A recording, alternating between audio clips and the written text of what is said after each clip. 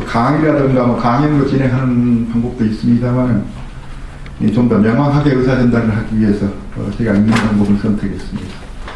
원고는 첫째 번 페이지 한 중간에서부터 시작합니다. 이 글은 한국 유교 문화에 있어서 거기 한가운데, 딱 한가운데.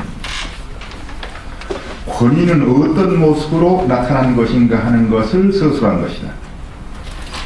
그러나 유교 문화라고 할 때에는 유교적 가치를 지닌 문화 현상을 말하는 것이기 때문에 한국 유교라고 하여 보편적 유교 정신과 다른 특별한 현상을 지니고 있는 것은 아니다.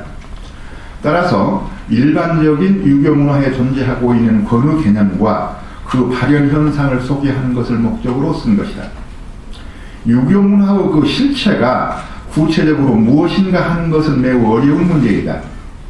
따라서 이는 권위의 본의는 무엇이며 그 현상을 어떻게 이해해야 하는가, 유학사상에서 바라본 현대사회의 특징과 그 반작용으로서의 권위주의는 어떤 의미를 지니는가 하는 것을 밝히는 방법을 통하여 이 문제에 접근하여 그 실마리를 풀어나갈 수밖에 없다. 유교는 하나의 인간으로부터 가정, 사회, 그리고 국가의 그 통치 방법을 가르치고 있는 것이기 때문에 그 출발부터 귀족사회와 부족사회를 형성하는 가와 국의 기능과 밀접한 관계를 가진다. 이와 같은 사회 구성은 또한 그 생존 방식과 연관되기 때문에 이는 농업사회와 가족제도를 합리화시키는 수단이 되었던 것이다. 농업사회는 많은 인력이 요구되기 때문에 대가족제도가 필요하였고, 대가족제도는 종법제도를 형성하고 가부장제도로 발전하여 봉건사회가 되었다. 이와 같은 사회조직은 그 생존 방법이 농업생산에 있었기 때문에 하늘과의 조화와 그 융화를 이루지 않으면 안 되는 것이다. 유학에서의 권위가 하늘에서 출발하고 있는 것은 이러한 까닭이었다. 권위 또는 권력이라는 의미는 현대사회에서 일반적으로 사용하고 있는 것과 유학사상에서 말하는 것과는 서로 다른 뜻을 가지고 있다.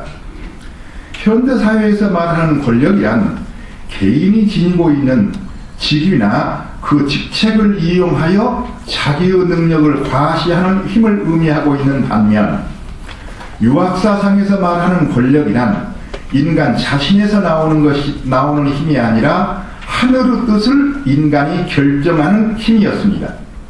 이 글은 유학사상에 있어서 권과 권위는 어떻게 나타나게 되었으며 어떻게 발전하게 되었는가 하는 것을 밝히기 위하여 서술한 것입니다. 그 순서는 2장은 유학사상의 형성 과정에서 본 천인관계의 권에 대한 인식은 어떻게 이루어지게 되었는가 하는 데 대한 서술입니다. 권과 권위는 어떻게 발생하였으며 그 권이 지향하고자 하는 바는 무엇인가 하는 것입니다. 3장은 권의 발현 현상은 천도와 어떤 관계가 있으며 그 천도의 발현은 시중성과는 어떤 관련이 있는가 하는 것입니다. 그 시중으로 발현되는 천도는 인간에게 어떻게 나타났으며 인간은 이를 어떻게 헤아리는 것인가 하는 문제입니다. 4장은 유학사상으로 본 권의 발현 현상과 현대적 권력 그리고 권위주의에 대한 이해들입니다. 이와 같은 순서를 통하여 유학사상의 권의 시원과 발생 그리고 현대적 시각으로 보는 권위와 권력은 어떻게 이해되어야 하고 새롭게 정립되어야 할 것인가 하는 것을 이해하기로 하겠습니다. 2장에서 보고자 하는 것은 하늘과 인간 그리고 권이 어떻게 근원적으로 형성되었는가 하는 문제입니다. 유학사상은 인간의 지혜를 가르칩니다. 그러므로 인간 생활과 더불어 발전한 것입니다.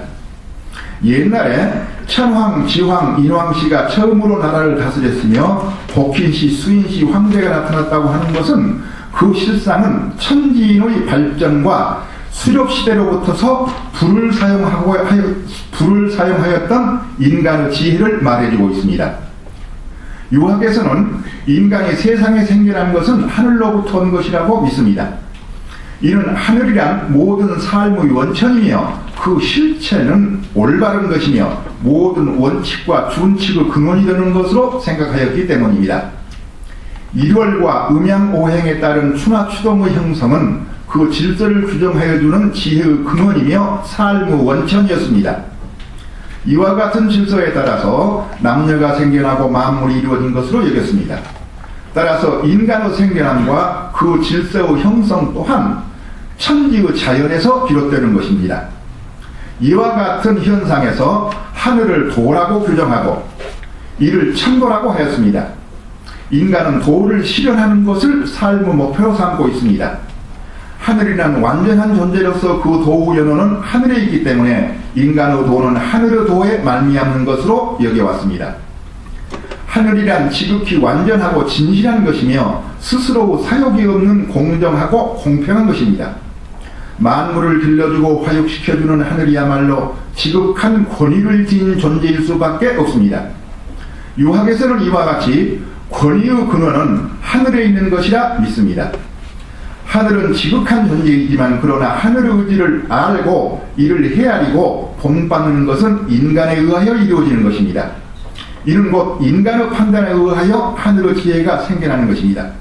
그러므로 여기에서 하늘의 권위는 인간의 판단으로서 결정된다는 결론에 이르게 됩니다. 이것이 권의 출발입니다.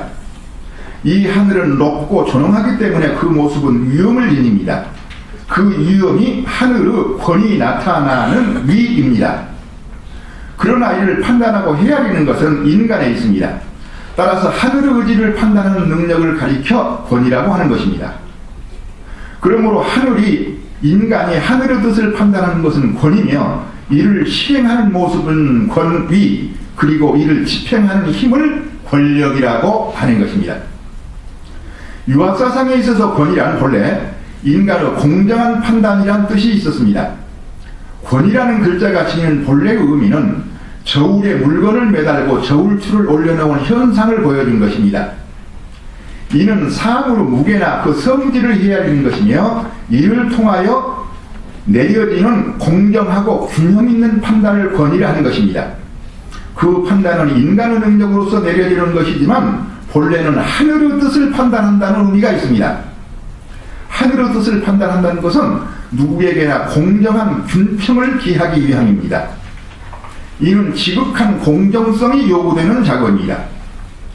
권을 저울추로 이해하거나 저울질하는 것으로 해석하는 것은 인간이 지닌 마음을 헤아리는 것을 전제로 설명한 것입니다. 인간의 마음을 헤아리는 것은 하늘과 같은 공정한 마음으로 헤아려야 하는 것입니다. 따라서 저울질하는 인간은 하늘의 마음이며 저울이 균형을 이루는 것은 인간의 공감을 이끌어내는 현상입니다. 권위란 균평을 목적으로 경중을 헤아리는 것이기 때문에 그와 같은 공정성을 실현하기 위해서는 이를 판단하는 기준이 요구되는 것입니다. 유학에서는 그 기준을 도라고 보는 것이며 그 도의 근원은 하늘에 있다고 봅니다. 그러므로 인간이 도를 실현하는 것은 권의 판단과 그 힘에 의하여 이루어지는 것입니다.